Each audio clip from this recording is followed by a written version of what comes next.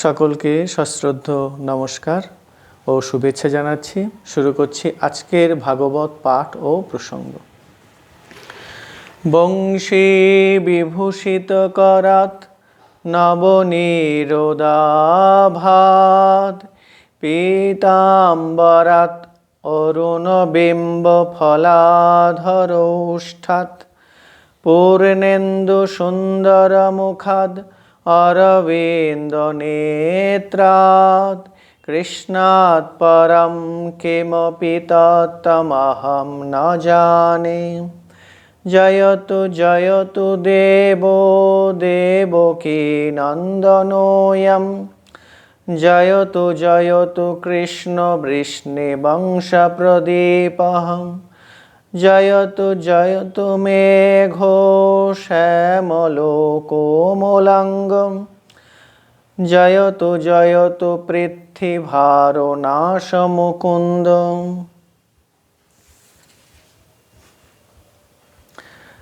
আমরা আগের দিন আলোচনা করছিলাম বিদুর উদ্ধব সংবাদ থেকে। আমরা দেখেছি যে যখন মহামতি বিদুর দুর্যোধন, শকুনি, দুঃশাসন এদের দ্বারা লাঞ্ছিত, অপমানিত, তাড়িত হচ্ছেন, আর তার জ্যেষ্ঠ ভ্রাতা ধৃতরাষ্ট্রের সামনে এসব ঘটনা হওয়া সত্ত্বেও তিনি যখন কিছুই বলছেন না, তখন তিনি ভাবলেন যে এই দুরাত্মাদের তো আমি বদলাতে পারবো না, আর এখানে থেকে শুধু শুধু অপমানিত হওয়ার কোনো মানেও হয় না। তাই তিনি তার ধনুকটি সেই রাজপ্রাসাদে রেখে তিনি রাজপ্রাসাদ থেকে বেরিয়ে গেলেন, আর তীর্থে তীর্থে ভ্রমণের মানস নিয়ে তিনি পথ হাঁটতে শুরু করলেন। এখানে ভাগবতকার লিখছেন, বহু পুণ্যের ফলে কৌরবেরা যাকে লাভ করেছিলেন সেই বিদুর হস্তিনাপুর থেকে চলে গেলেন, আর সঙ্গে যেন কৌরবদের ধর্মবুদ্ধি, ন্যায়পরায়ণতা আর ভাগ্যলক্ষ্মী তাদেরকে ত্যাগ করে চলে গেল। পরীক্ষিত প্রশ্ন করেছিলেন, বিদুর কেন তার সর্ব ঐশ্বর্য পূর্ণ গৃহ ত্যাগ করে বনে গিয়েছিলেন? পরীক্ষিতের এই প্রশ্নের উত্তর দিয়ে সুখদেব পরীক্ষিতের আরও একটি প্রশ্ন, কোথায়, কখন, কি পরিস্থিতিতে বিদুরের সাথে মৈত্রেয় মুনির সাক্ষাৎ হয়েছিল তা এবার বলতে আরম্ভ করলেন। এবং সেই প্রসঙ্গে আমরা দেখব প্রথমে তার সঙ্গে উদ্ধবের সাক্ষাৎকার হচ্ছে এবং তারপরে বিদুর মৈত্রেয় মুনির কাছে যাচ্ছেন। সুখদেব বলছেন, হস্তিনাপুর ত্যাগ করে চলে যাবার পর বিদুর নানা তীর্থক্ষেত্রে পুণ্য লাভের আশায় বিচরণ করতে লাগলেন। ভগবান সহস্র মূর্তিতে অর্থাৎ অসংখ্য মূর্তিতে, ব্রহ্মা, বিষ্ণু, মহেশ্বর, দেবদেবী প্রভৃতি বহু মূর্তিতে, বহুভাবে, বহু তীর্থে মন্দিরে বিরাজ করছেন। বিদুর নানা তীর্থে গিয়ে বিভিন্ন মূর্তিতে অবস্থিত সেই একই ভগবানকে আরাধনা করে বেড়াতে লাগলেন। বিদুর যখন তীর্থ থেকে তীর্থান্তরে গমন করছিলেন, তখন ভগবানের প্রীতির জন্য নানা কঠোর ব্রত তিনি পালন করতেন আর অত্যন্ত পবিত্র জীবন যাপন করতেন। তীর্থের সলিলে স্নান, ভূমিতে শয়ন, শরীরের কোনো প্রকার যত্ন না করা আর অবধূতের বেশে তিনি ঘুরে বেড়াতেন। তখন তাকে দেখলে তার নিকটতম আত্মীয় চেনবার সুযোগ পেতেন না। এইভাবে সমস্ত ভারতবর্ষের তীর্থগুলি একের পর এক ভ্রমণ করতে করতে তিনি এলেন প্রভাস তীর্থে। তখন তিনি শুনলেন যে শ্রীকৃষ্ণের সাহায্যে যুধিষ্ঠির ভূমণ্ডলের একচ্ছত্র অধিপতি হয়েছেন, আর নিজেদের হঠকারিতার জন্য কৌরব বংশ ধ্বংসপ্রাপ্ত হয়েছেন। এ কথা শুনে বিদুরের কোমল প্রাণ কেঁদে উঠল। বিদুর যদিও জানতেন কৌরবরা দুর্বৃত্ত, কৌরবরা অধার্মিক, কৌরবরা হঠকারী, তবুও তিনি তো পণ্ডিত, তিনি তো জ্ঞানী ব্যক্তি, তাই তিনি সমবুদ্ধি সম্পন্ন, তাই তাদের জন্যও তার প্রাণ কেঁদে উঠল। তিনি কাউকে কিছু না বলে ভগবানের স্মরণ মননের মধ্য দিয়ে এই শোকের উপশম করার জন্য সরস্বতী নদীর তীরে ভ্রমণ করতে লাগলেন এবং দুই তীরে যে সমস্ত মন্দির ধর্মস্থানগুলো ছিল সেসব দেখে তার ভগবান শ্রীকৃষ্ণের কথা তার মনে উদিত হলো। এইভাবে মন্দির দর্শন করতে করতে কৃষ্ণ চিন্তায় বিদুর অনেকটা শান্ত হলেন। বিভিন্ন তীর্থ দর্শন করতে করতে ভগবৎ প্রেমে আত্মহারা হয়ে বিদুর ক্রমে সৌরাষ্ট্র, সৌবীর, মৎস্য, কুরু জঙ্গল এই সমস্ত দেশে তিনি উপস্থিত হলেন। আমরা এখনকার দিনে বুঝতে পারি এটি পশ্চিম ভারতের বিভিন্ন স্থান। তো এখানে সে যমুনার তীরে যখন উপস্থিত হলেন, সেখানে মহাভাগবত উদ্ধবের সঙ্গে তার সাক্ষাৎ হল। উদ্ধবকে বলা হচ্ছে মহাভাগবত। চৈতন্য চরিতামৃতে আছে, এক ভাগবত হয় ভাগবত শাস্ত্র, আর ভাগবত ভক্ত ভক্তি রসপাত্র। ভাগবত শাস্ত্রে অক্ষরের শৃঙ্খলে ভক্তি রস ধরা আছে, আর ভক্ত তার হৃদয় পাত্রে সেই ভগবত ভক্তির রস ধারণ করে থাকেন, তাই উভয়কেই ভাগবত বলা হয়। তো আমরা দেখছি বিদুরের সঙ্গে উদ্ধবের সাক্ষাৎ হয়েছে। তো উদ্ধব সম্পর্কে আমরা একটু জেনে নিই। উদ্ধব কৃষ্ণের সখা, সচিব, পরম ভক্ত। তিনি একজন যাদব বংশীয় সাত্যকীর পুত্র আর বৃহস্পতির শিষ্য। তার অপর নাম হচ্ছে দেবশ্রবা। অত্যন্ত বুদ্ধিমান তিনি, আর বৃষ্ণিদের তিনি মন্ত্রী ছিলেন। আমরা শ্রীমদ্ ভাগবতমে পাঠ করি যে উদ্ধব শ্রীকৃষ্ণের সঙ্গে তার চেহারা, তার আচরণ, তার চরিত্রের অদ্ভুত সাদৃশ্য ছিল। তাকে দেখলে কিছুতেই শ্রীকৃষ্ণের থেকে আলাদা করা যেত না। তাই আমরা দেখি কংসবধের জন্য যখন শ্রীকৃষ্ণ বৃন্দাবন ত্যাগ করে দীর্ঘকাল দূরে দূরে আছেন, তার বৃন্দাবনের যে প্রিয়জনদের থেকে দূরে আছেন তাদের সান্ত্বনা দেবার জন্য তিনি পাঠাচ্ছেন উদ্ধবকে। কেননা উদ্ধবকে দেখে তাদের কৃষ্ণকে দেখার স্বাদ অনেকটা পূর্ণ হবে।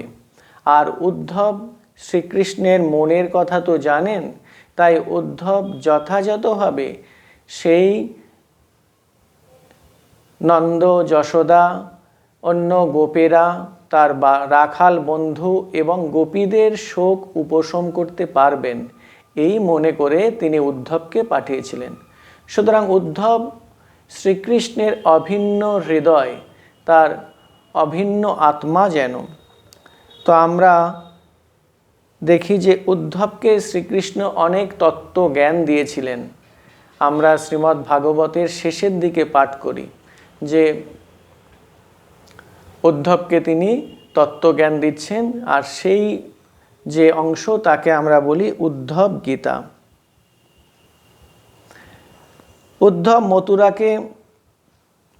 মথুরাতে কৃষ্ণকে এনে দিয়েছিলেন অনেক উপহার। দ্রৌপদীর স্বয়ম্বর সভাতে তিনি গিয়েছিলেন, রৈবত পাহাড়ে বনভোজনে গিয়েছিলেন, সুভদ্রার বিয়েতে তিনি যৌতুক নিয়ে ইন্দ্রপ্রস্থে এসেছিলেন। এইরকম অনেক খবর আমরা শ্রীকৃষ্ণের সহচর রূপে উদ্ধবকে পাই। আর আমরা শেষের দিকে দেখি যে শ্রীকৃষ্ণ যখন অন্তর্ধান করবেন তখন উদ্ধব তার সঙ্গে স্বধামে ফিরে যেতে চাইছেন, কিন্তু কৃষ্ণ তাকে সঙ্গে নিতে রাজি হলেন না। তিনি বললেন, আমি তো বিদায় নিচ্ছি, আমার অবর্তমানে যে অধর্মের প্রবল বন্যা গোটা পৃথিবীতে ছেয়ে যাবে, সেই অবস্থা সামাল দেওয়ার জন্য তুমি থাকবে। তোমাকে দেখে লোকে ধর্ম শিখবে, তুমি সেই ধর্মভাব গোটা দেশে ছড়িয়ে দিতে সাহায্য করবে। তুমি এখন বদরিকাশ্রমে যাও, গিয়ে তপস্যা করো। তো আমরা এই রকম সময়ে ওই উদ্ধব তিনিও বিদুরের মতো সারা দেশ পরিভ্রমণ করে বেড়াচ্ছিলেন অবধূতের বেশে। দুজনে রাজপুরুষ হলেও দুজনে আজ সমস্ত রাজ্য সম্ভ্রম ত্যাগ করে ভগবানের কথা মনে করে সারা দেশ ঘুরে বেড়াচ্ছিলেন। বিদুর পরম জ্ঞানী, ধর্মের মূর্ত বিগ্রহ, ভক্তি পথের পথিক, আর উদ্ধবও তাই। দুজনেই কৃষ্ণের পরম ভক্ত। তাই বহুদিন পরে হঠাৎ তাদের মধ্যে সাক্ষাৎ হওয়ায় তারা উভয়ে আনন্দিত হলেন এবং দৃঢ় আলিঙ্গনে নিজেদের বদ্ধ করলেন। আর শ্রীকৃষ্ণ এবং তাঁর আত্মীয় স্বজনদের কুশল জিজ্ঞাসা করতে লাগলেন পরস্পরকে। বহু বছর পরে দুইজনের দেখা। দুজনেই তো রাজপুরুষ, দুজনেই আজ মলিন বেশধারী অবধূত। দুজনে যখন দেখা হলো, এমনি আমরা কি দেখি, যখন পরিচিত লোকদের দেখা হয় তখন তারা অত্যন্ত সাধারণ কথা বলেন, কিন্তু এরা তো দুজনে পরম জ্ঞানী, পরম ভাগবত, তাই এরা তো সেরকম কথা বলবেন না। যেমন সাধুর পরস্পরকে দেখলে ভগবানের কথা বলেন, ভক্তদের প্রসঙ্গ করেন, এরাও তাই করতে শুরু করলেন। বিদুর প্রশ্ন করলেন, নিজের নাভিপদ্মে অবস্থিত ব্রহ্মার প্রার্থনায় তুষ্ট হয়ে যিনি জগতে অবতীর্ণ হয়েছিলেন, সেই পুরাণ পুরুষ কৃষ্ণ বলরামের খবর কি? তারা কুশলে আছেন তো? আমরা ভগবত গীতাতে পাঠ করি যে যখন ভক্তরা পরস্পর দেখা হয় তারা ভগবত প্রসঙ্গ আলোচনা করে আনন্দ লাভ করেন, তারা তুষ্ট হয়, তারা পুষ্ট হয়। এখানেও আমরা তাই দেখছি। বিদুর বলছেন যে শ্রীকৃষ্ণ এবং বলরাম স্বয়ং ভগবান, পুরাণ পুরুষ। তাহলে প্রশ্ন হতে পারে, বিদুরের যদি জানাই ছিল তারা ভগবান, তাহলে তাদের আবার অমঙ্গলের আশঙ্কা কেন? তো আমরা বলতে পারি যে তীব্র ভালোবাসার জন্য এই অমঙ্গলের আশঙ্কাটি হয়। আমরা লৌকিকভাবেও দেখি, আমরা যাদের ভালোবাসি, অত্যন্ত আপনার বলে মনে করি, তাদের সবসময় অমঙ্গলের আশঙ্কা করে থাকি। এটি ভালোবাসার একটি লক্ষণ। আমরা এও দেখি যে মা যশোদা, তিনি দেখেছেন চোখের সামনে কৃষ্ণ কত অলৌকিক কাণ্ড করছেন, অমানসিক কাণ্ড করছেন। তার ঐশ্বর্য তিনি জানেন, তার শক্তি সম্পর্কে তার ধারণা আছে, তবুও তিনি সবসময় গোপালের জন্য অস্থির, ব্যাকুল হয়ে উঠতেন। কেননা এই ভক্তি ভালোবাসা সবসময় ঐশ্বর্যকে ঢেকে রাখে। মাধুর্য ঐশ্বর্যের কাছে ঐশ্বর্যকে আবৃত করে দেয়। আমরা এরূপ ভাগবত আদি ভক্তিশাস্ত্রে দেখতে পাই। সেই রকম বিদুর যদিও জানতেন যে কৃষ্ণ সাক্ষাৎ ভগবান, তবুও তার প্রতি ভালোবাসার আতিশয্যে তিনি প্রশ্ন করছেন যে তিনি ভালো আছেন কিনা। তারপর তিনি জিজ্ঞেস করছেন তার পিতা বসুদেব, তিনি এখন সুখে আছেন তো? হে উদ্ধব, কৃষ্ণ পত্নী রুক্মিণী ব্রাহ্মণদের আশীর্বাদে প্রদ্যুম্নকে পুত্ররূপে লাভ করেছিলেন। পূর্বজন্মে এই প্রদ্যুম্ন ছিলেন কামদেব। সেই পরমবীর যাদব সেনাপতি প্রদ্যুম্ন তিনি সুখে আছেন তো? কৃষ্ণের পরে এখন কৃষ্ণের আত্মীয় স্বজনদের কথা বিদুর এক এক করে জিজ্ঞাসা করছেন। তারপর বলছেন, সাত্যত, বৃষ্ণি, ভোজ, দাসার্হ প্রভৃতি বংশের অধিপতি উগ্রসেন, যিনি নিজ পুত্র কংসের অত্যাচারে কারাগারে আবদ্ধ ছিলেন, রাজ্যের আশা ত্যাগ করে বহুদূরে বাস করছিলেন, কমললোচন শ্রীকৃষ্ণ তাকে পুনরায় রাজ্যে অভিষিক্ত করেছেন, সেই উগ্রসেন তিনি তো সুখে আছেন। যে শাম্ব পূর্বজন্মে কার্তিকেয় রূপে দেবী অম্বিকার পুত্র ছিলেন, তিনি এই জন্মে ব্রতপরায়ণা জাম্ববতীর গর্ভে আবির্ভূত হয়েছেন। শ্রীহরির সুযোগ্য পুত্র তিনি সুখে আছেন তো? তারপর বলছেন, যে সাত্যকী অর্জুনের কাছে ধনুর্বিদ্যা শিখেছিলেন, শ্রীকৃষ্ণের সেবা করে সাধুদের পক্ষে যা দুর্লভ, সেই কৃষ্ণ পদাশ্রয় লাভ করেছিলেন, সেই সাত্যকী সুখে আছেন তো? তারপর আসছে অক্রূরের কথা। অক্রূর যখন কংস দ্বারা প্রেরিত হয়ে বৃন্দাবনে গিয়েছিলেন কৃষ্ণ বলরামকে মথুরায় আনতে, তখন তিনি যখন যাচ্ছিলেন ব্রজের পথের ধুলায় শ্রীকৃষ্ণের ধ্বজ বজ্রাঙ্কিত পদযুগল দর্শন করে তিনি এত আনন্দ পেয়েছিলেন যে তিনি রথ থেকে নেমে সেই পদচিহ্নের উপর ধুলোয় গড়াগড়ি দিয়েছিলেন। সেই জ্ঞানী শ্রেষ্ঠ অথচ পরম ভক্ত উদ্ধব, পরম ভক্ত অক্রূর, তিনি শ্রীকৃষ্ণের একান্ত শরণাগত, সেই নিষ্পাপ অক্রূর তিনি সুখে আছেন তো? এখানে তিনটি শ্লোকে তিনজন প্রধান ভক্তের ভক্তিভাবের কথা বলা হয়েছে।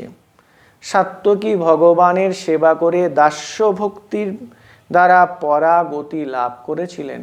অক্রূর কৃষ্ণ প্রেমে আত্মহারা, কৃষ্ণ সম্বন্ধীয় সকল জিনিস তার কাছেই পবিত্র। সুতরাং ধুলার উপরে কৃষ্ণ পদচিহ্ন তার কাছে পরম শ্রদ্ধার বস্তু, এ বিষয়ে সন্দেহ কি? আর দেবকীর শান্ত বাৎসল্য ভাব, দেবকী জানেন কৃষ্ণ স্বয়ং ভগবান, তাই কৃষ্ণের সম্বন্ধে তার একটা সম্ভ্রম, একটা শ্রদ্ধার ভাব বরাবর ছিল। তো এই তিনজনের কথা তিনি পরপর জিজ্ঞেস করলেন এবং সেই প্রশ্নের মধ্যে দিয়ে তিনি তাদের মহত্বটাও অতি সুন্দরভাবে আমাদের সামনে উপস্থাপন করলেন।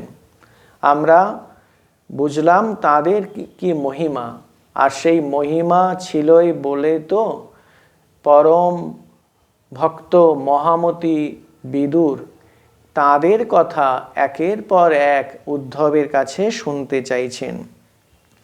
তারপর বলছেন, মহাভারতে শ্রীকৃষ্ণের পৌত্র অনিরুদ্ধকে শ্রী ভগবানের ত্রিগুণাত্মক অব্যক্ত স্বরূপ বলা হয়েছে। তিনি বিষ্ণুর অবতার। বিদুর জিজ্ঞাসা করছেন, যিনি ভক্তের অভিলষিত ফল দান করেন, যা থেকে বেদরূপ শব্দ ব্রহ্মের প্রকাশ, যারা একাগ্র চিত্তে দেহ ও আত্মার অধিদেবতা স্বরূপ শ্রীকৃষ্ণের সেবা ও অনুসরণ করে থাকেন, তারা সকলে সুখে আছেন তো? এতক্ষণ বিদুর ভগবান শ্রীকৃষ্ণ, বলরাম, শ্রীকৃষ্ণের মাতা দেবকী, পিতা বসুদেব, তার একান্ত সঙ্গী যারা এবং অন্যান্য ভক্তদের কুশল প্রশ্ন জিজ্ঞাসা করছিলেন। এবার তিনি আরও একটু এগিয়ে তিনি পাণ্ডবদের এবং ধৃতরাষ্ট্রের চরিত্রের বিশেষত্ব অতি সুন্দরভাবে ফুটিয়ে তুলে তাঁদের কুশলও জিজ্ঞাসা করছেন। বিদুর বলছেন, যুধিষ্ঠিরের রাজসভা ময় দানব তৈরি করেছিল। সেই রাজসভায় পাণ্ডবদের রাজ্য সমৃদ্ধি ঐশ্বর্য দেখে দুর্যোধন ঈর্ষান্বিত হয়েছিল। সেই ধর্মরাজ যুধিষ্ঠির নিজ বাহুস্বরূপ শ্রীকৃষ্ণ এবং অর্জুনের সাহায্যে ধর্মপথ থেকে ধর্মের রক্ষা ও পালন করছেন তো? গদা যুদ্ধের সময় ভীমের পদবিক্ষেপ রণভূমি সহ্য করতে না পেরে থরথর করে কাঁপত।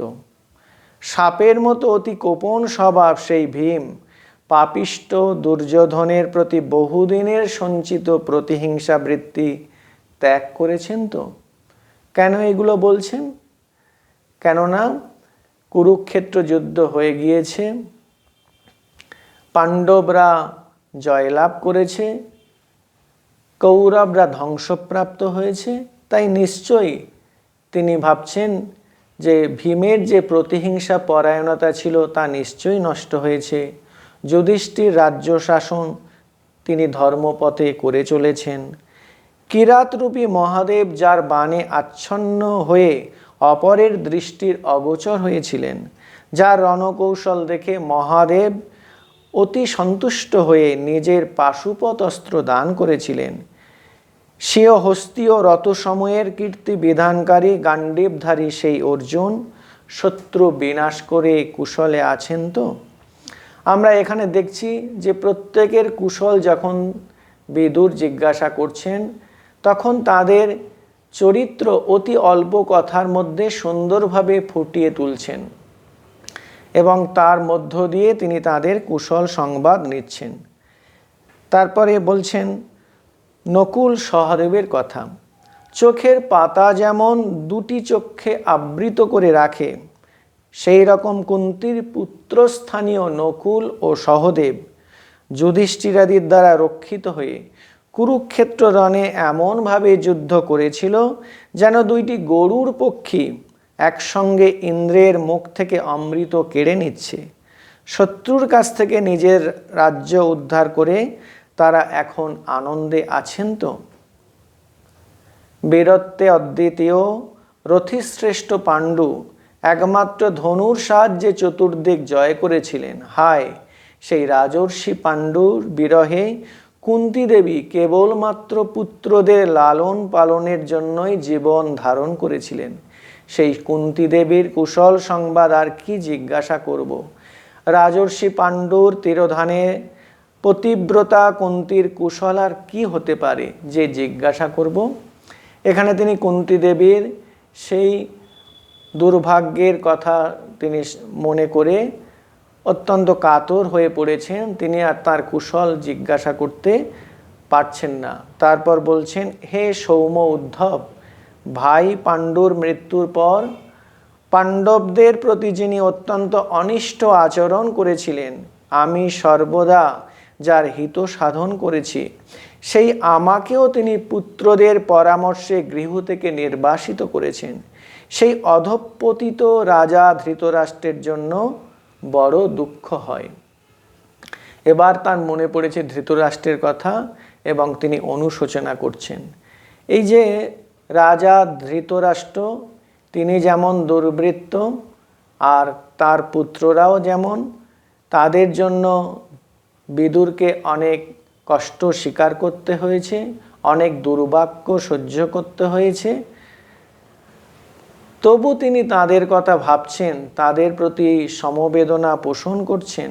এটি মহাপুরুষের লক্ষণ, যার জন্য সমস্ত কুরুবংশ ছারখার হয়ে গেল, যিনি বিদুরের মতো পরম হিতৈষীকে পর্যন্ত নির্বাসিত করেছেন। সেই ধৃতরাষ্ট্রের উপর বিদুরের কোনো রাগ নেই, আছে কেবল দুঃখ আর দুঃখ অনুভূতি আর অসীম সমবেদনা।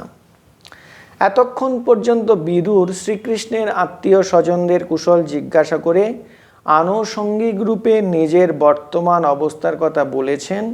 নিজের ঈশ্বরীয় ভাব প্রচ্ছন্ন রেখে ভগবান শ্রীহরি মানসী ভাবের অনুকরণে লীলা করে সকলের চিত্তবৃত্তি চালনা করেছেন। শ্রীহরির অনুগ্রহে যার মাহাত্ম্য সন্ধান করে আমি বিষয় শূন্য হয়েছি, বিস্ময় শূন্য হয়েছি এবং বুঝতে পেরেছি যে ভগবানই সকলের সঙ্গে বুদ্ধিবৃত্তি সকলের চালনা করেন। তার ইচ্ছাতে সব কিছুই সম্ভব হতে পারে। সুতরাং আমি বিদুর ভ্রাতা ধৃতরাষ্ট্র কর্তৃক নির্বাসিত হয়ে এখন বিস্ময় শূন্য হয়ে অপরের অলক্ষিতে তীর্থে তীর্থে ঘুরে বেড়াচ্ছি।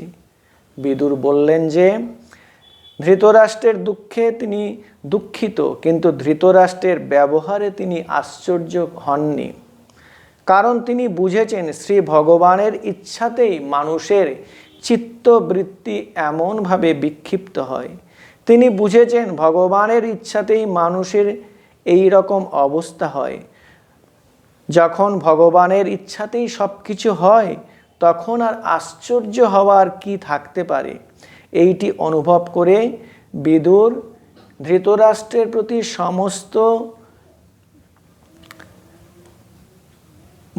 সমস্ত বিদ্বেষী মনোভাব ত্যাগ করে তীর্থে তীর্থে ভগবানের মহিমা দর্শন করে বেড়াচ্ছেন। অপরাধ করার সঙ্গে সঙ্গেই সেই অপরাধের শাস্তি বিধানে ভগবান সমর্থ হলেও যেসব দুষ্ট রাজারা বিদ্যা ঐশ্বর্য বংশ গৌরবের অভিমানে মত্ত হয়ে অসংখ্য সৈন্যের দ্বারা বারবার পৃথিবীকে উৎপীড়ন করে তাদের তিনি বধ করেন। এইভাবে বিপন্নদের দুঃখ দূর করার জন্য ভগবান দুর্যোধন প্রভৃতির নানা অন্যায় অত্যাচার প্রথমে উপেক্ষা করেছিলেন। দুর্যোধন প্রভৃতিরা পাণ্ডবদের প্রতি অনেক অত্যাচার করেছে, অথচ ভগবান তার প্রতিকার করেননি।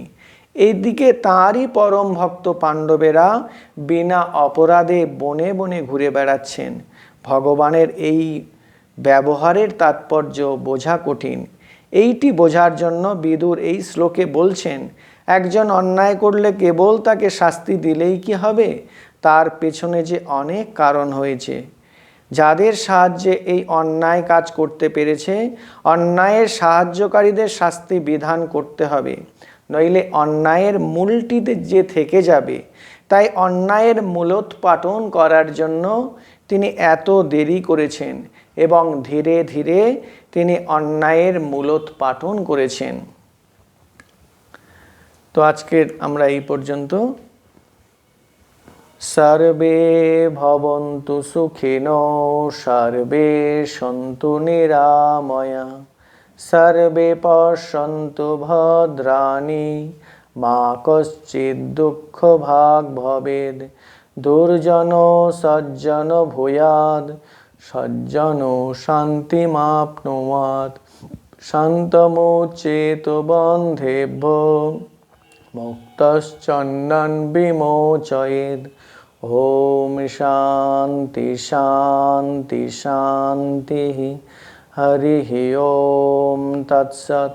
শ্রীরামকৃষ্ণার্পণমস্তু।